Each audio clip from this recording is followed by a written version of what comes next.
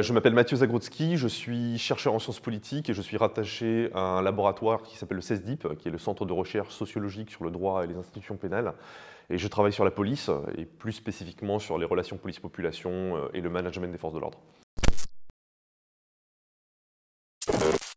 L'ancêtre de la police telle qu'on la connaît est créé en 1667 sous Louis XIV. À cette époque-là, Paris est une ville très dangereuse qui est marquée par des vols, des assassinats. Il y a la fameuse Cour des miracles et donc le roi décide de créer un poste qui est celui de lieutenant général de police, en quelque sorte l'ancêtre du préfet de police d'aujourd'hui. Et ce lieutenant général de police, il est placé à la tête en fait, d'une force de sécurité qui est une force de sécurité spécialisée, ce qui est une nouveauté, hein, c'est une première dans le monde. Jusqu'ici, la police, en fait, elle était gérée, dans le cas de la France, dans le cas des villes françaises, et plus spécifiquement de Paris, par des citoyens qui faisaient une sorte de roulement, et ils étaient employés à la sécurisation des rues. Et ce modèle du lieutenant général de police, il va se généraliser à toutes les villes françaises. Et progressivement, c'est ce qui va devenir la police nationale, si on saute quelques étapes. Et c'est en quelque sorte, encore une fois, l'origine des forces de police telles qu'on les connaît aujourd'hui. Le but à l'époque, c'était tout simplement d'avoir une force qui soit spécialement dédiée à cela. Et pas un peu la force citoyenne, un peu amateur qui était en place avant. C'est assez compliqué d'imaginer une société de masse comme la nôtre sans police. Il y a plusieurs choses, plusieurs arguments en fait, qu'on peut avancer. La police et la justice, hein, la police étant en quelque sorte le bras armé de la justice, hein, c'est la force qui est là pour amener les délinquants, les criminels devant la justice. Et ces fonctions-là, elles ont été créées pour mettre fin à des mécanismes de vengeance ou de règlement de compte. Hein, c'est créer en fait une institution neutre qui soit là en fait pour réguler les conflits sociaux. Une société sans police, on pourrait éventuellement l'imaginer dans des sociétés très réduites, dans des micro-sociétés villageoises ou des petites communautés qui peuvent s'autoréguler, où en fait il y a un certain consensus sur les règles, il y a un certain, je n'irai pas jusqu'à parler d'harmonie, mais en tout cas un accord suffisant sur ce qui fait les règles en commun. Dans des sociétés aussi massives que la nôtre, aussi massives que les nôtres, on parle d'une société de 67 millions d'habitants en France, hein, la région parisienne, c'est une douzaine, enfin la métropole parisienne, c'est une douzaine de millions d'habitants. Il y a tellement de groupes sociaux différents, d'individus différents, de conceptions différentes de ce qu'est la règle, qu'il faut avoir une institution qui soit là pour justement réguler ces conflits. Et si on retire la police, on court le risque que ce soit la loi du plus fort. Alors, la police est imparfaite, et c'est quelque chose dont on va discuter, mais la retirer, c'est revenir vers une situation antérieure qui n'était pas forcément idéale, qui était celle où, au final, c'est la personne ou le groupe qui a le capital guerrier le plus fort qui va s'imposer. Donc ça me semble ni possible ni souhaitable.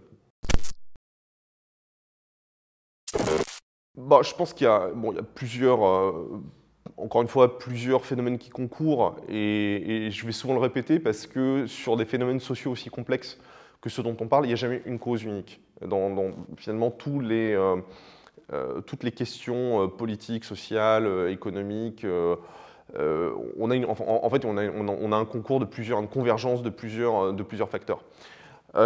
Déjà, il n'y a pas une fracture généralisée entre la population française et sa police. Aujourd'hui, la majorité des Français n'est pas hostile à la police. On est autour de 2/3 de la population du pays qui, alors selon la question que l'on pose, alors parfois on demande est-ce que vous avez confiance en la police, est-ce que vous avez une bonne image de la police, est-ce que vous soutenez la police, peu importe, on est globalement entre 60 et 65% de personnes qui répondent favorablement. On est en baisse, ceci dit, par rapport à 2015-2016, parce que dans la foulée des attentats, on était monté à plus de 80%. Mais en réalité, on est revenu au niveau d'avant. On est revenu à un niveau qui était celui qu'on observait depuis le début des années 2000. Ce qui fait de la France un pays qui est, entre guillemets, dans le ventre mou européen. Vous avez des sociétés comme les sociétés scandinaves, par exemple, vous avez des taux de consensus et des taux de soutien envers la police qui sont autour, voire au-dessus de 90%. Puis comme le Danemark, par exemple, doit être à 92 ou 95. Puis vous avez des sociétés d'Europe centrale et de l'Est où les polices sont vues comme soit corrompues, soit violentes, soit les deux à la fois. On sera sur des taux parfois autour de 30%, donc qui sont extrêmement faibles. Donc pourquoi une partie, en tout cas, de la société française, une partie relativement significative, hein, parce qu'on parle de un quart à un tiers des Français qui ne soutiennent pas forcément la police ou ne font pas confiance à la police. Je le disais, il y a plusieurs phénomènes qui s'accumulent. Il y a globalement la question des quartiers populaires. La question des quartiers populaires qui est qu'on est dans un état de tension depuis 4 décennies, en fait, 3-4 décennies, entre la police et une partie de la population. Cette tension se cristallise globalement autour d'une question principale qui est celle des contrôles d'identité, qui peuvent être répétitifs, qui sont menés parfois de manière un peu comment dire, instinctive par les policiers. C'est un peu un mode d'entrée en contact où, limite, avant de dire bonjour, on dit, on demande les papiers en exagérant un peu parce qu'il ne faut pas non plus caricaturer le travail policier. Et là où c'est ressenti par les policiers comme quelque chose de complètement routinier, de finalement, si vous n'avez rien à vous reprocher, c'est pas grave, vous allez montrer vos papiers, au bout de 5 minutes, on vous dira au revoir, et puis ça s'arrête là. Pour les personnes qui sont contrôlées, il y a un phénomène qui est très répétitif et qui est contraignant, et qui est que, en fait, pendant quelques minutes, plusieurs fois par semaine, plusieurs fois par mois, parfois plusieurs fois par jour, vous êtes contraint et vous êtes mis dans une situation où finalement vos libertés sont restreintes, pour dire les choses très très simplement. Et ça, en fait, c'est l'origine, ou en tout cas l'une des causes d'une spirale d'incompréhension, voire de défiance entre la police et une partie de la population, qui fait que, comme je l'ai souvent observé, vous avez des policiers jeunes qui arrivent dans des commissariats, qui sont mutés en fait, enfin qui prennent leur premier poste dans un commissariat de banlieue d'une grande métropole française, généralement parisienne, parce qu'en sortie d'école, on est affecté à Paris presque systématiquement. Et là, ils se retrouvent dans un environnement où leurs collègues disent « c'est pas la peine spécialement de se fatiguer, de faire des efforts avec la population et d'arrondir les angles parce qu'ils ne nous aiment pas. Donc, quoi qu'on fasse, on ne sera pas apprécié. » Et donc, il y a l'intériorisation de cette idée que la population est hostile. De l'autre côté, on a déjà, moi je suis moins spécialiste de la sociologie du quartier populaire, c'est pas ma spécialité c'est vraiment la police, mais je m'avance pas spécialement en disant que de l'autre côté, vous avez des jeunes qui sont socialisés dans l'idée que la police est une sorte de groupe rival, ou en tout cas de groupe qui est hostile à ce qu'ils sont. Donc ça, c'est le premier volet, c'est la question des quartiers populaires. Ces dernières années, il y a eu un autre phénomène, et je mets de côté les gens qui, par idéologie, sont fondamentalement hostiles à la police.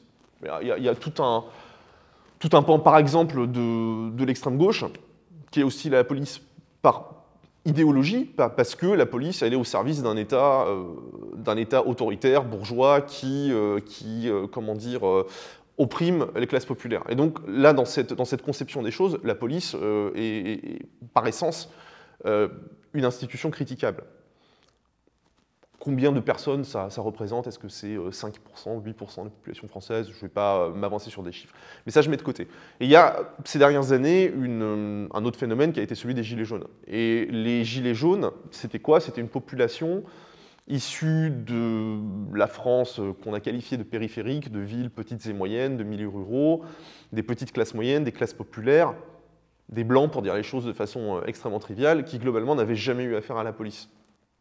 Si ce n'est un contrôle routier de la gendarmerie sur voilà, une voie départementale.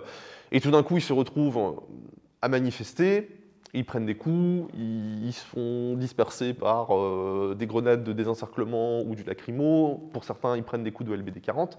Et là, en fait, il y a quelque chose qui se joue, qui est que ces populations qui n'avaient jamais eu vraiment affaire aux forces de l'ordre et avaient sans doute un a priori positif en se disant « bah oui, c'est normal qu'il y ait une police, on est en République, il faut une institution pour respecter la loi », se sont dit au final, quand on n'a pas le comportement attendu par les forces de l'ordre, on peut être réprimé assez violemment. Et je pense que ça a aussi contribué assez fortement à une forme de cassure. Bon, c'est une question controversée parce qu'elle elle titille beaucoup, si je puis dire, les syndicats policiers notamment. C'est que les syndicats policiers, l'institution policière et certains ministres de l'Intérieur précédemment ont toujours estimé que ce terme de violence policière, il était injustifié ou péjoratif ou scandaleux ou ce que vous voulez. C'est que, en substance, parler de violence policière, ça revient à dire que les forces de l'ordre n'auraient pas le droit de faire usage de la force. Moi, personnellement, quand j'utilise le terme de violence policière, et je l'utilise, c'est pas pour dire que, par essence, l'usage de la force policière est illégitime, ou illégal, ou non justifié, c'est pour dire, c'est sous-entendu, les violences policières illégitimes, ou injustifiées, ou illégales. Et je pense qu'en disant, il ne faut surtout pas dire, faut surtout pas parler de violence policière, parce qu'en réalité, ce serait injuste envers la police, ou ou plutôt, ce qui est l'argument des syndicats policiers, ce serait un terme impropre juridiquement parlant, parce que juridiquement parlant, justement, il faudrait parler de violence policière illégitime. C'est un peu considérer les gens, un peu prendre les gens pour plus bêtes qu'ils ne le sont. Je pense que l'immense majorité de la population française sait bien que dans certains cas, la police est obligée d'user de la force. L'exemple extrême que je prends toujours, c'est celui du Bataclan. Je pense que personne n'a reproché au BRI d'avoir ouvert le feu sur les preneurs d'otages qui avaient tué une centaine de personnes et porté des ceintures d'explosifs. C'est normal dans ces cas-là que la police ouvre le feu et la population française, dans sa quasi-totalité, je pense, est tout à fait d'accord avec cela. Et quand on parle de violence policière, ce sont les situations où des gens sont brutalisés de manière injustifiée ou de manière excessive. Parce qu'on peut user de la force de manière justifiée, mais ensuite en abuser par exemple, frapper quelqu'un une fois que cette personne a été immobilisée. Donc on a le droit d'immobiliser une personne, c'est normal, quand on menotte quelqu'un, on est parfois obligé de le faire. En revanche, rajouter des coups quand celle-ci est neutralisée, ça n'est plus justifié. La défiance à l'égard de l'IGPN est compréhensible, évidemment, parce que il y a plusieurs choses qu'on peut dire à son sujet. Bon, le principal reproche, si je résume, c'est le fait que des policiers enquêtent sur d'autres policiers. Bon. Ce qui, en termes de légitimité, transparence, perception, est pas forcément une bonne chose, parce que quoi que l'IGPN fasse, il y a toujours cette impression que les choses se règlent en interne et que des policiers sont forcément relativement, on va dire, relativement peu sévères à l'égard de leurs collègues. Bon, la réalité est évidemment un peu plus contrastée. Si vous questionnez les policiers eux-mêmes, les policiers de terrain, ils considèrent l'IGPN comme une entité quasiment démoniaque et estiment que leurs collègues de l'IGPN, justement, ne sont pas véritablement des collègues. Ce sont des gens qui ne comprennent pas le métier de policier, qui ne savent pas ce que c'est que d'être sur le terrain, de prendre des décisions dans l'urgence, parce que c'est vrai que le travail policier se caractérise par ça en grande partie, c'est qu'il faut parfois prendre des décisions assez importante sous une forme de contrainte, enfin d'empressement. Et de ce fait, l'IGPN est un service qui est là avant tout pour nuire aux policiers. Là encore, la réalité est plus contrastée que l'autre opposé. Déjà, l'IGPN ne juge pas les policiers. L'IGPN enquête, et l'IGPN, quand il s'agit d'une enquête administrative, est là pour suggérer éventuellement une sanction qui est ensuite prise par l'autorité hiérarchique. Alors j'ai employé le terme d'enquête administrative parce qu'il faut bien distinguer deux choses. L'IGPN peut faire une enquête pour une violation des règles internes de la police, tout comme l'IGPN peut faire une enquête d'ordre pénal qui est à ce moment-là sous l'autorité de la justice. Je vous donne deux exemples. L'exemple typique, enfin un exemple d'enquête administrative, c'est vous perdez votre insigne ou vous perdez votre arme. C'est pas une faute pénale, vous faites une faute disciplinaire interne à la police. À ce moment-là, c'est une enquête administrative, c'est l'IGPN qui enquête, et c'est la hiérarchie qui va prononcer une sanction. Et vous allez prendre un blâme, vous allez être exclu, ou voilà, moi par exemple, j'ai connu le cas, il y a quelques années, d'une BAC qui a été sanctionnée parce qu'ils ont, si mes souvenirs sont bons, ils sont allés en intervention dans une cité, ils ont oublié de verrouiller le véhicule, et plusieurs objets ont été dérobés à l'intérieur du véhicule. D'accord, du matériel de protection, des choses qui étaient dans le coffre. Donc là, ils commettent une faute administrative qui n'a rien de pénal. À l'inverse, si vous commettez des violences. L'exemple récent, le plus marquant, c'est évidemment l'affaire Michel Zecler, l'affaire de ce producteur qui est passé à tabac dans son studio. Là, on a des violences volontaires, et c'est une enquête pénale. Et à ce moment-là, c'est le parquet qui engage des poursuites, il y a éventuellement un juge d'instruction qui est nommé et qui va diriger l'enquête, et c'est la justice pénale qui va prononcer des sanctions ou pas. Et c'est vrai que, même si on a peu de visibilité sur la chose, il n'y a pas de statistiques en France permettant de savoir quel est le taux de condamnation des policiers dans ce genre d'affaires. Parce que la justice pénale n'informe pas l'IGPN des suites, des suites qui sont données à l'enquête pénale. Donc on n'a pas véritablement un chiffre. Il faudrait aller chercher manuellement tous les dossiers dans tous les tribunaux de France qui traitent d'affaires pénales impliquant des policiers pour savoir exactement quel est le taux de condamnation. Néanmoins, on a quand même quelques éléments empiriques pour pouvoir dire que c'est souvent la parole des policiers contre celle des plaignants. Dans le cas de Michel Zecler, on a une vidéo, parce qu'il y avait une caméra dans l'entrée du studio qui permet un peu d'objectiver ce qui s'est passé. Dans beaucoup de cas, on n'en dispose pas. Et quand vous avez la parole d'agents assermentés de l'État, de policiers, face à la parole de personnes qui, par ailleurs, peuvent avoir un casier, ce qui, aux yeux de la justice, peut décrédibiliser leur témoignage, ou en tout cas leur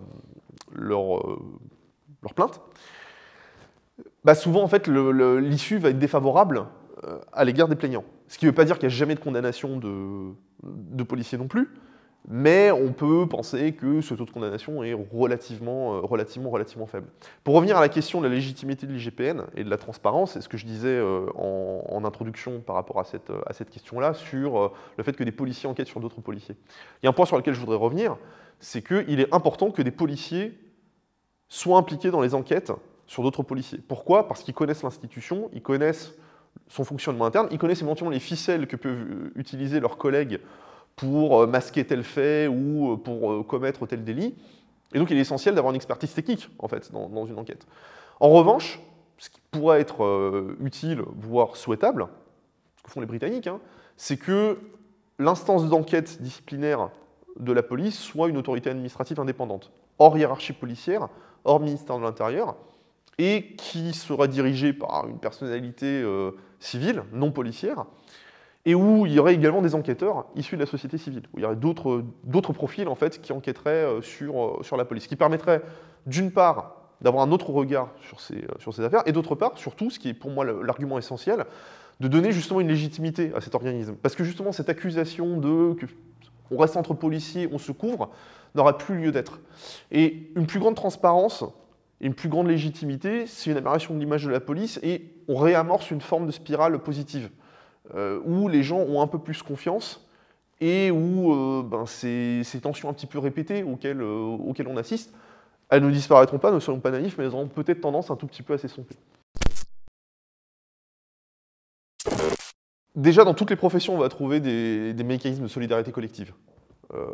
C'est logique parce qu'on fait partie d'un groupe auquel on s'identifie, dont on partage un certain nombre de valeurs et dont on comprend les contraintes. Dans le cas de la police, il y a deux facteurs qui concourent à cette espèce de loi du silence, ou en tout cas de solidarité. La première, c'est que c'est une profession qui est, comme je le disais précédemment, assez exposée au danger et qui doit prendre des décisions urgentes. Est-ce que je contrôle ou pas? Est-ce que je menote ou pas? Est-ce que j'ouvre le feu ou pas? Est-ce que je lance une poursuite ou pas? Et à chaque fois, ce sont des décisions qui sont relativement dramatiques, qui peuvent avoir des conséquences relativement dramatiques, contrairement à beaucoup de métiers dans la société, où vous prenez des décisions, mais les conséquences ne sont pas... vous voyez, il n'y a pas mort d'homme potentiellement, ou il n'y a pas blessure potentielle. Donc on prend des décisions qui peuvent avoir potentiellement des conséquences graves, et on mesure cette pression. Et on se dit, le collègue, il a fait telle erreur, mais on fait un job tellement difficile, et à sa place, j'aurais peut-être pas fait mieux, j'aurais peut-être pas fait autrement. Est-ce que j'aurais tiré ou pas tiré? Est-ce que, voilà, généralement, on se met dans la peau du collègue, et on se dit, bon, Oui, je comprends, on est surmené, on est tout le temps confronté à la défiance d'une partie de la population. Je ne jette pas la pierre et on ne va pas ruiner une carrière entière sur une erreur comme celle-ci. Il y a un peu ce mécanisme-là qui joue. Le second mécanisme, il est plus, d'une certaine façon, il ressort plus d'une forme de protection et de rationalité individuelle. C'est que si vous balancez, vous devenez un peu le mouton noir de votre unité ou de votre service et vous êtes catalogué comme balance. Et ça peut avoir des répercussions déjà sur votre ambiance de travail, et ensuite peut-être sur votre déroulement de carrière. Donc il y a aussi une manière de se protéger soi-même en ne balançant pas le collègue. Voilà un peu ce qu'on peut dire sur cette thématique-là, en précisant une chose, c'est que ce n'est pas propre à la France. Hein. Les études, voilà, moi je pense à une en particulier qui portait sur une douzaine de pays à travers le monde, justement portait sur cette loi du silence où en fait on présentait aux policiers une série d'infractions commises par leur père, voilà, qui allaient du fait d'accepter un café de la part d'un commerçant à demander un bac chiche lors d'un contrôle routier ou tabasser un suspect. Et cette étude a été elle était menée dans des contextes politiques, géographiques, culturels très différents sur plusieurs continents. Et on voit que même s'il y a des variations très très fortes, il y a malgré tout une propension à travers les polices du monde à couvrir les collègues quand ceux-ci commettent une faute. Alors il y a des pays où on couvre jamais un collègue qui demande un bac chiche, il y en a d'autres où ça se fait, et donc c'est pour ça que je dis qu'il y a des variations, mais globalement il y a une propension qui est relativement importante à couvrir les collègues, en tout cas pour des faits bénins.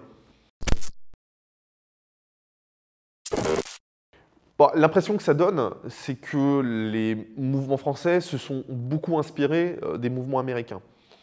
Similitude, elle est évidente, c'est que on est confronté à une problématique de relation police-population et plus spécifiquement à une problématique de relation entre la police et les minorités visibles ou les minorités ethniques, peu importe comment on appelle ça, qui sont surcontrôlées et dans le cas américain, surreprésentées parmi les victimes de personnes tuées par les forces de l'ordre. Donc ça, c'est un premier parallèle. Et par exemple, ce qui m'a frappé dans les mouvements français, tout ce qui était autour notamment du collectif Adama Traoré, c'est la reprise de slogans qui sont des slogans de Black Lives Matter.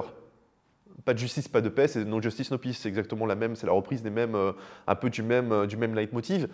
Et les mouvements français, par exemple, je pense justement encore une fois aux manifestations Adama Traoré devant le palais de justice, devant le tribunal de Paris et sur la place de la République, je ne pense pas qu'ils auraient eu une telle résonance et je ne pense pas qu'il y aurait eu autant de participants s'il n'y avait pas eu l'affaire George Floyd, qui a été une onde de choc mondiale et qui ne se limite pas à la France. Hein, je veux dire, on a vu des manifestations un peu partout en Europe et à travers le monde.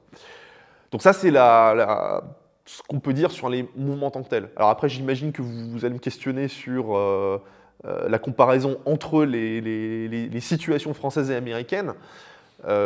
En termes de relations police-population, l'immense différence entre les deux pays, c'est les taux de létalité, c'est les taux de personnes tuées par les forces de l'ordre. La police américaine tue entre 1000 et 1200 personnes chaque année, pour un pays qui fait quelque chose comme 300 et quelques millions d'habitants. En France, les forces de l'ordre tuent une quinzaine de personnes par an, en moyenne, pour une population de presque 70 millions d'habitants. On voit qu'on est sur des proportions qui ne sont pas du tout comparables. Et par ailleurs, la proportion de tués aux États-Unis, donc parmi les personnes tuées, l'immense majorité est tuée par balle. La police fait usage de l'arme à feu, ce qui n'est pas nécessairement le cas dans notre contexte national français. Bon, voilà, la clé de lecture principale de ça, c'est la circulation et l'usage des armes à feu. Il y a 300 millions d'armes à feu en circulation aux États-Unis. Alors il y en a beaucoup en France, hein, je le dis toujours, il y a beaucoup d'armes à feu en France, mais c'est pas du tout le même usage et le même objectif. Les armes à feu en France, ce sont des armes de collectionneurs, ou ce sont aussi et surtout des armes de chasseurs. Aux États-Unis, les gens ont des armes à feu dans une optique d'autodéfense. Parce que le pays s'est construit, on parlait tout à l'heure du mécanisme de création de la police en France. Et ce que j'expliquais, c'est que en France, la police, elle est créée par le roi, elle est créée par le pouvoir central. Et il y a cette idée que le pouvoir central s'empare du monopole de la violence. Aux États-Unis, la violence, elle est plus souvent privée. Et les polices, elles se construisent au niveau local pour, en quelque sorte, réguler les conflits qui peuvent émerger entre les individus. Avec une très très forte idée de protection de la propriété privée, qui est un peu le leitmotiv américain. Et on s'arme notamment pour protéger son domicile, son véhicule ou son intégrité physique.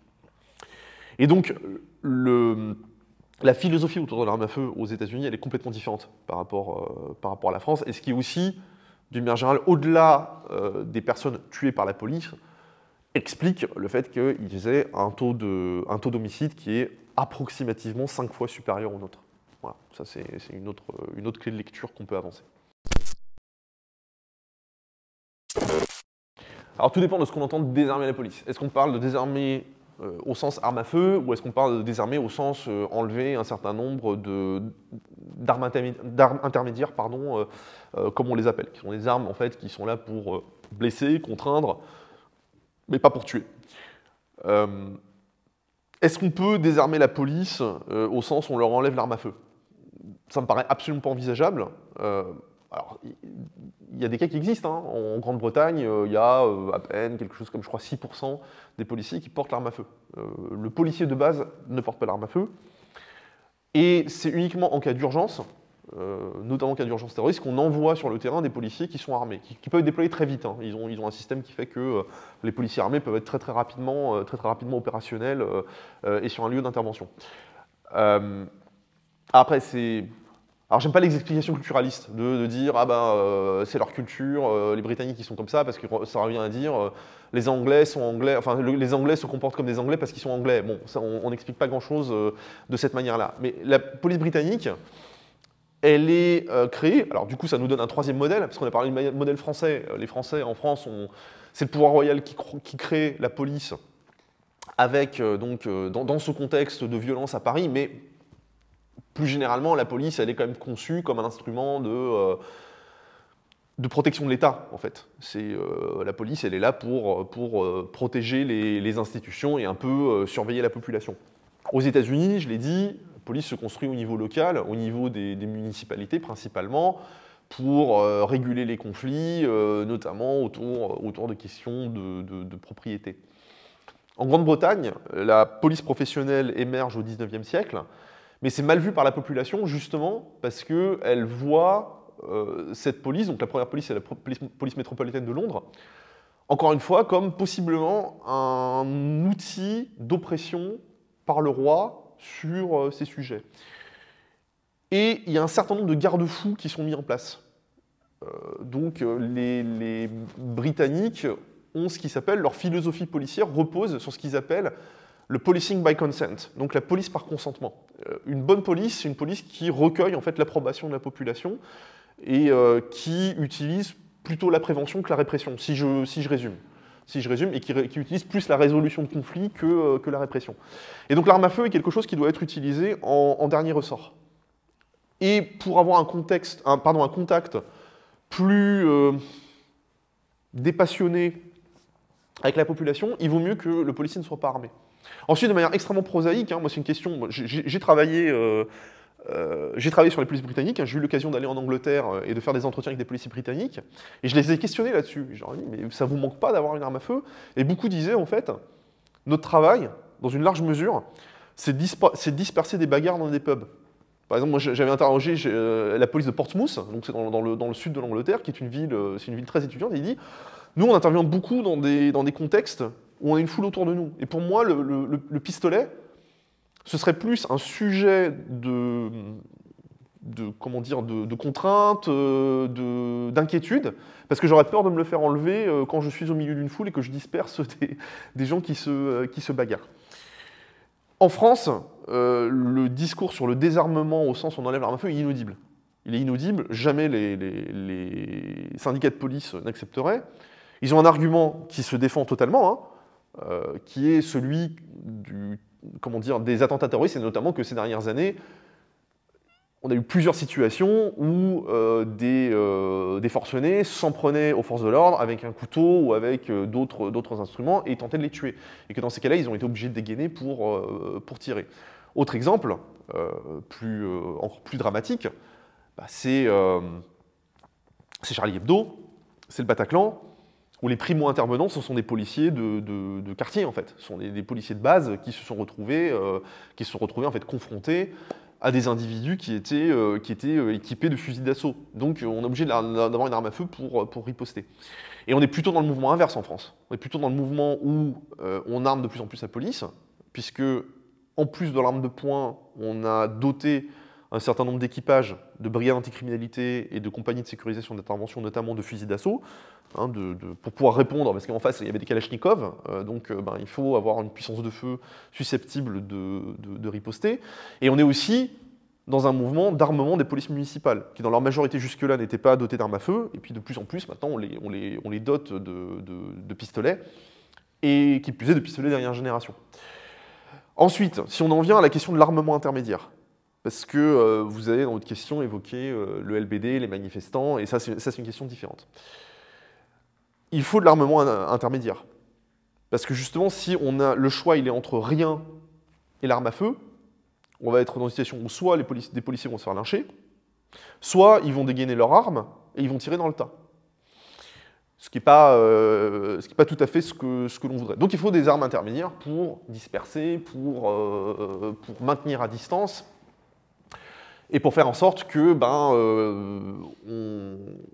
on exerce une contrainte sans blesser gravement et encore moins tuer les personnes que l'on a en face de soi. Et c'est d'ailleurs une exigence de différentes organisations internationales. La Turquie, si je ne me trompe pas, en 1998, a été condamnée par la Cour européenne des droits de l'homme, justement parce qu'elle ne dotait pas ses policiers d'armement intermédiaire. Et ce qui, en fait, faisait courir un danger à la fois aux policiers et aux populations qui étaient confrontées. Ce qui s'est passé lors des manifestations des Gilets jaunes, c'est qu'on a déployé sur le terrain des unités qui ne sont pas des unités spécialisées dans le maintien de l'ordre. Donc, encore une fois, notamment des brigades anticriminalité et des compagnies de sécurisation et d'intervention qui sont, si je résume, des unités de voie publique qui font de la patrouille et qui sont là pour intervenir sur des affaires de délinquance de voie publique, sur des affaires de délinquance quotidienne. Et là, tout d'un coup, on leur donne des LBD, on leur dit « vous allez gérer des manifestants », ce qui n'est plus du tout le même travail. Vous ne gérez pas un territoire, les BAC, les CSI gèrent un territoire et gèrent les faits de délinquance qui se produisent sur ce territoire. Là, vous avez affaire à une foule. Et des foules dans lesquelles vous avez des éléments pacifiques, mais au sein desquels peuvent se mêler des éléments violents qui sont là pour se confronter à la police. Et il faut faire preuve du fameux discernement dont il est tellement question dans les écoles de police et de gendarmerie.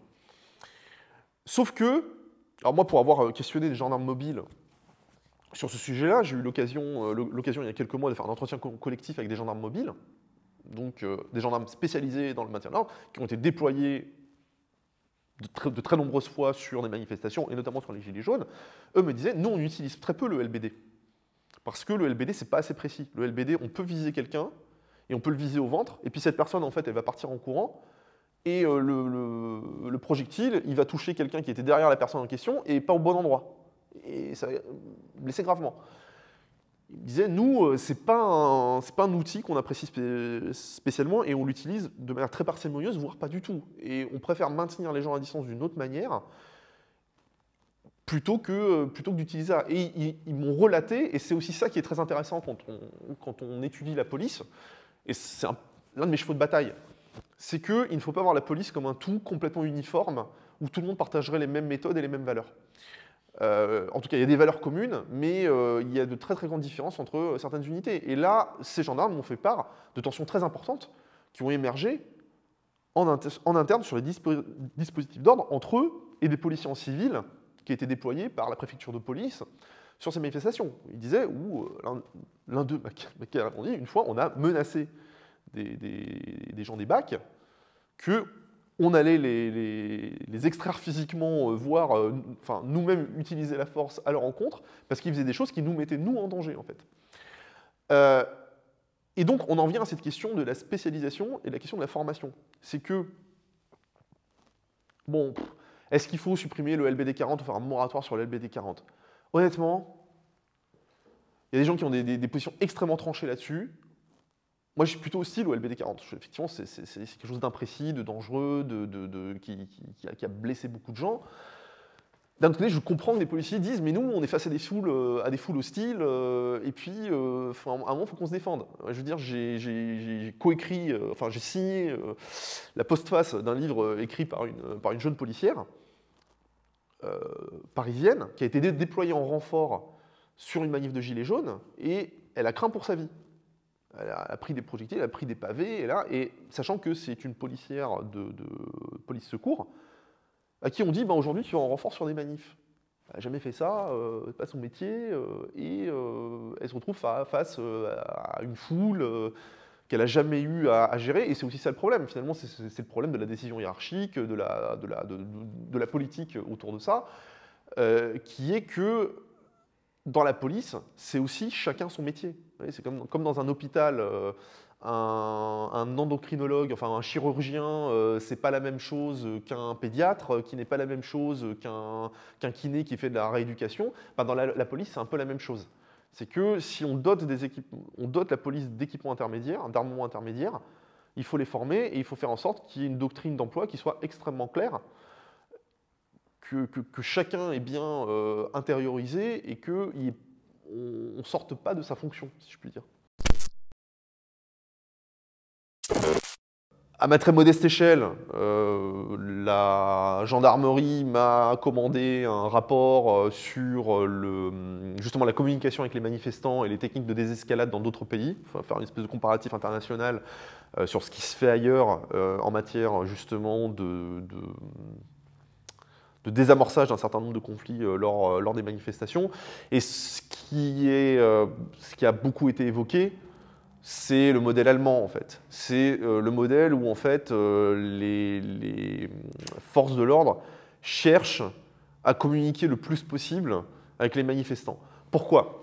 Parce qu'en fait, je disais de manière un peu simplifiée tout à l'heure, dans une manif, vous avez des éléments violents, et puis il y a des éléments pacifiques qui peuvent prendre des coups et être un peu des victimes collatérales.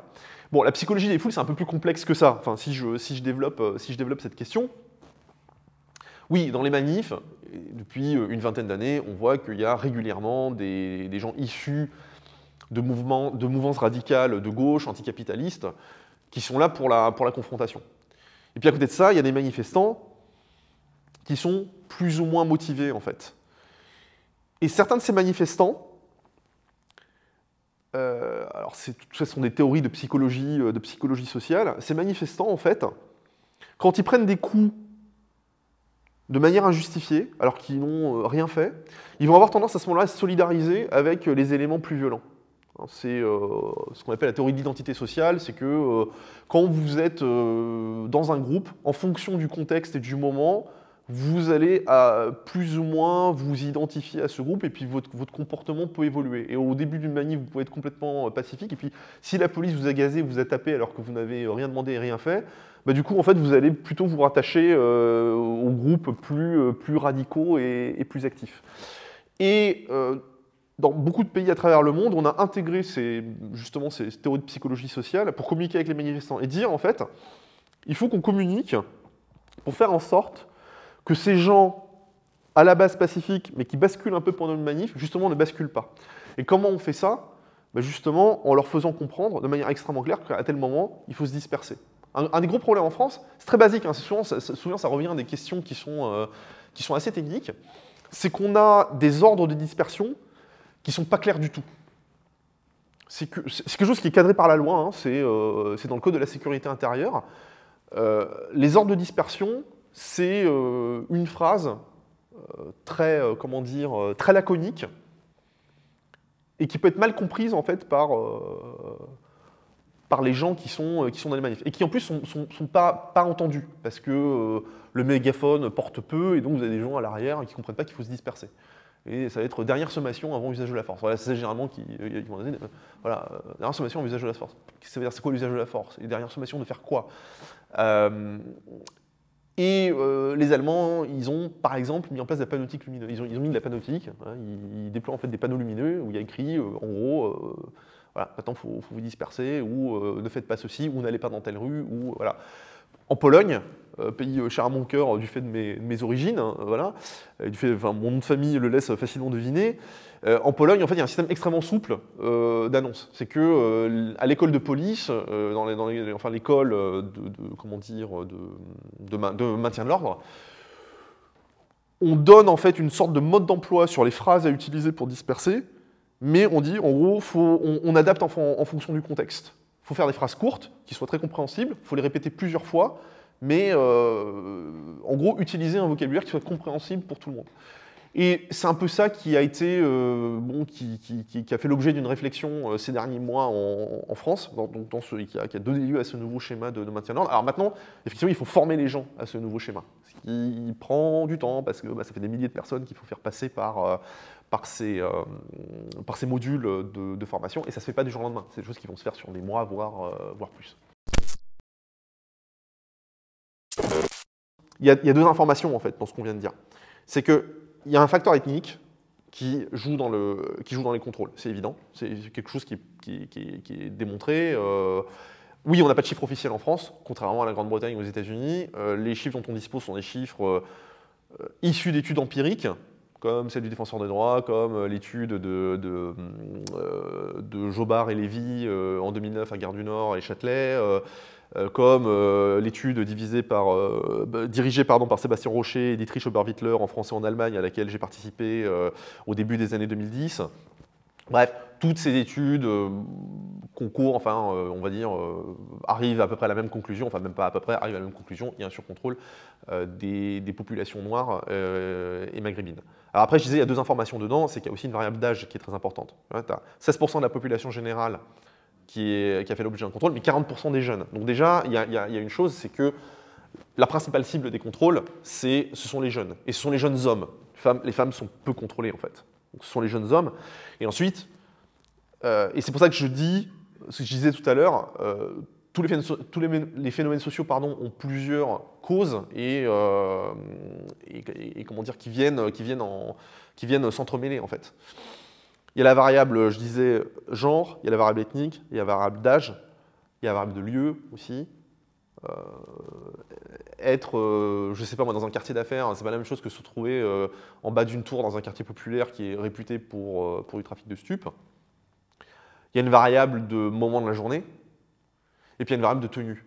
L'étude de Fabien Jobard et René Lévy de 2009, qui a été menée, donc, comme je disais, dans les stations Châtelet et Gare du Nord, elle montre aussi que le style vestimentaire joue énormément. En fait, que les styles vestimentaires associés à des cultures urbaines, entre guillemets, sont beaucoup plus susceptibles d'être contrôlés, et que en fait, les jeunes issus des minorités visibles arborent plus souvent ce type de tenue que les jeunes issus de type européen, on va dire.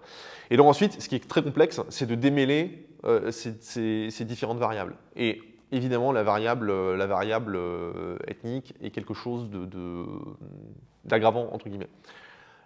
L'explication qui est donnée par les policiers, alors, c'est un sujet sur lequel j'ai fait plusieurs dizaines d'entretiens avec des agents de défense de l'ordre.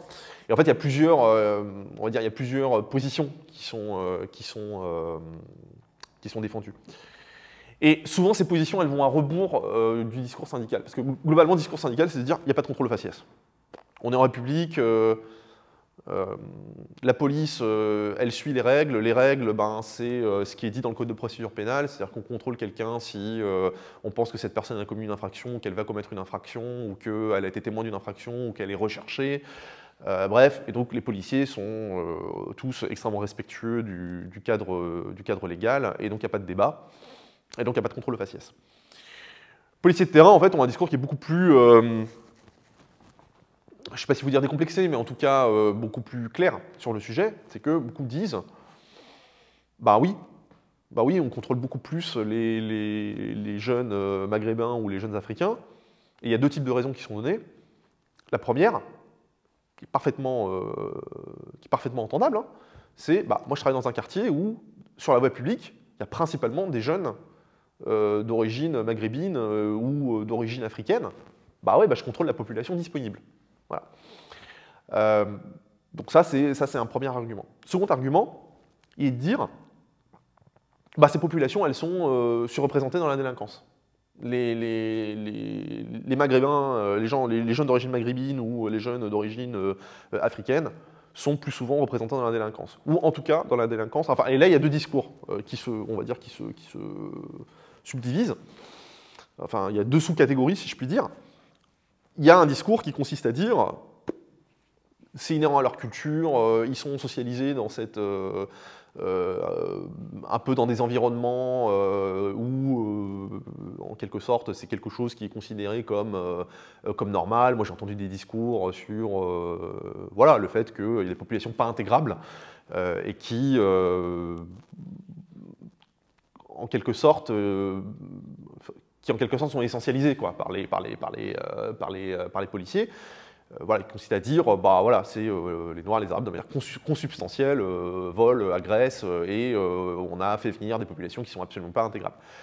Ça ne constitue pas du tout la majorité des policiers que j'ai interrogés, ça reste même en fait assez minoritaire. Encore une fois, alors après, pour aussi émettre l'hypothèse que tous les policiers ne me disent pas les yeux dans les yeux forcément ce qu'ils pensent. Mais de manière générale, sur un entretien de 1 heure, 1 heure et demie, où on met la personne en confiance, où on assure l'anonymat, on n'a jamais, nous les sociologues, on a l'habitude de ne pas trahir l'anonymat des gens, on peut penser que c'est une personne plutôt mise dans un contexte où elles vont libérer la parole. Deuxième sous-groupe, c'est celui qui dit, bah, c'est bien, hein. Moi, j'ai eu le souvenir, par exemple, d'un chef de BAC nuit dans une grande métropole parisienne qui m'a dit « mais je sais très bien ce qui se passe, hein. On a parqué des populations pauvres, immigrées dans des HLM, dans un contexte où le chômage a explosé de manière endémique depuis 30 ans.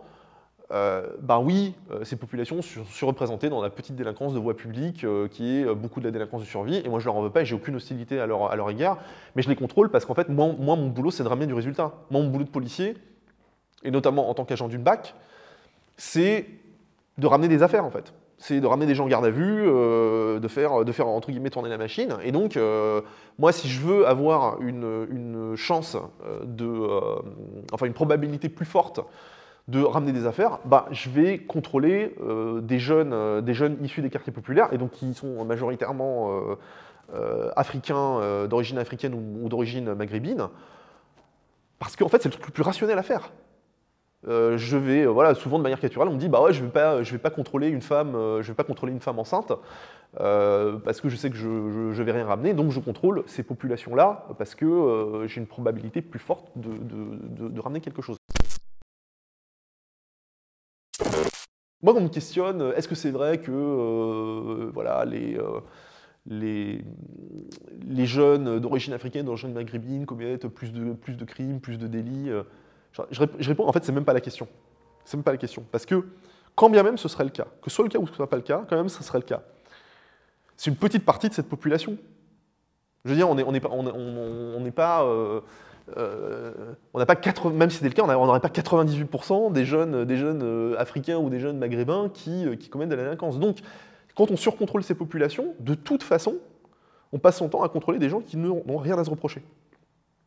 Et on crée un énorme sentiment d'injustice. Voilà. Et c'est ça le souci en fait, des contrôles d'identité. C'est qu'encore une fois, on exerce de manière répétée un pouvoir de contrainte sur des jeunes qui souvent n'ont rien à se reprocher. Et même, je vais même encore ajouter un argument, même si on contrôle, parce que souvent l'argument c'est ouais, lui je vais le contrôler parce que je le connais, il est impliqué dans telle ou telle affaire. Je ne suis pas capable de donner un chiffre comme ça, mais dans l'écrasante majorité des cas, ces contrôles ne mènent à rien. Quand bien même c'est une personne qui est connue, entre guillemets, des services de police, bah, on a vérifié son identité, ok, bah, de toute façon on sait qui c'est, personne n'a rien sur elle. À quoi ça mène, en dehors du fait de, et c'est un peu la conclusion à laquelle on était arrivé, j'avais ce travail avec Sébastien Rocher, avec Jacques de Maillard, on avait fait ce travail comparatif avec une équipe allemande qui avait travaillé sur la police allemande, c'est qu'au final, le contrôle d'identité, c'est devenu une sorte de mode d'affirmation de l'autorité policière sur certains territoires. C'est une espèce de mode de contrôle, en fait, de certaines populations et de certains quartiers, mais qui, d'un point de vue opérationnel pratique, ne sert à rien.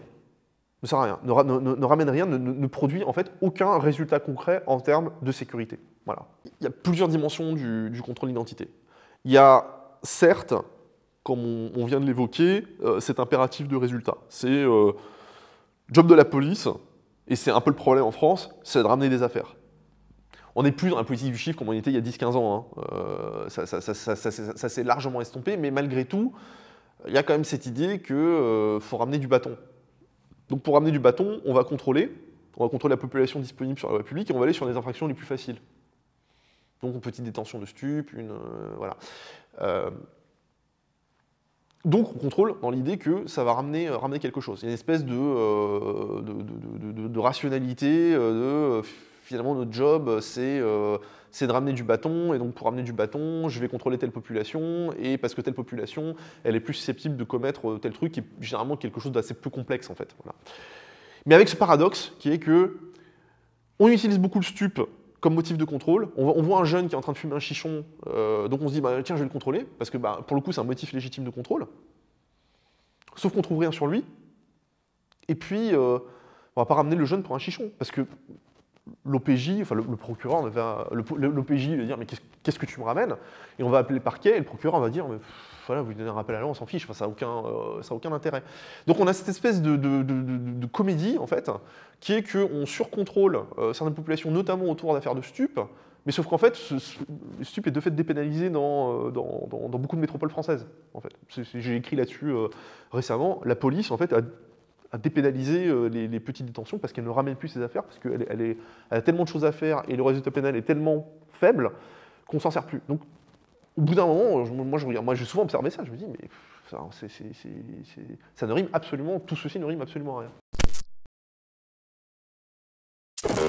Est-ce que le job de la police, c'est d'appliquer bêtement la loi, c'est de dire, bah, tiens, une infraction, je ramène, tiens, il y a un motif de contrôle, donc je contrôle, ou est-ce que c'est de faire en sorte qu'on ait des rapports pacifiés dans les espaces qu'a géré cette police? Quand je dis pacifié, ben, c'est qu'il n'y ait pas de délinquance, il n'y ait pas de criminalité, il n'y ait pas de conflit autour de questions comme le bruit, l'usage de l'espace, l'occupation de certains lieux, et auquel cas l'application de la loi, c'est juste, donc la verbalisation, le contrôle, c'est juste un moyen parmi d'autres.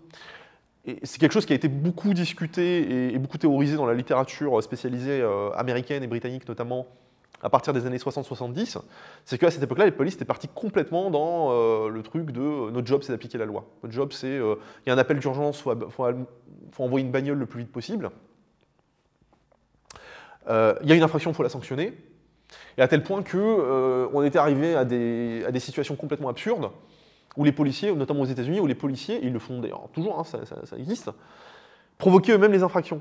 L'exemple typique, c'est le policier qui se fait passer pour un vendeur de drogue, propose de la drogue à un passant, le mec dit ah bah ouais tiens ça m'intéresse, et du coup on le menotte parce que on a une affaire d'achat de drogue, alors que bah, en fait on a créé une infraction qui à la base n'existait pas. Autre exemple, c'est de poster des agents de sexe féminin, les faire passer pour des prostituées, et puis s'il y a un client potentiel qui s'arrête, bah pareil on lui passe les menottes parce que la plupart des États américains, mais la quasi-totalité, la prostitution est illégale.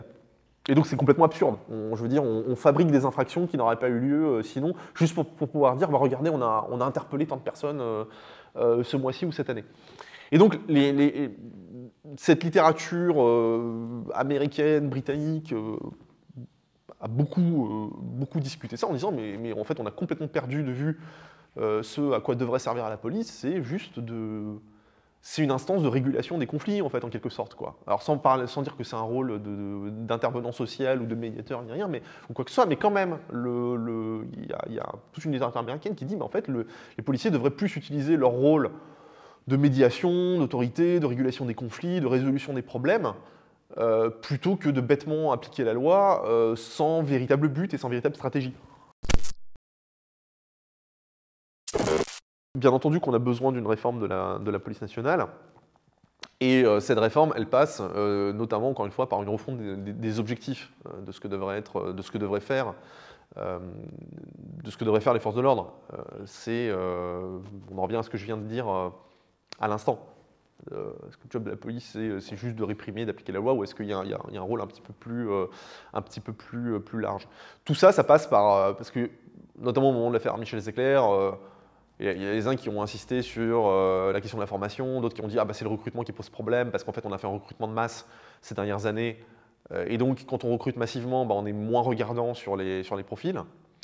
D'autres qui disent bon bah c'est la question du management, d'autres qui disent bah en fait il faut des caméras plus de caméras sur les policiers. Enfin bref, chacun avait un peu sa formule.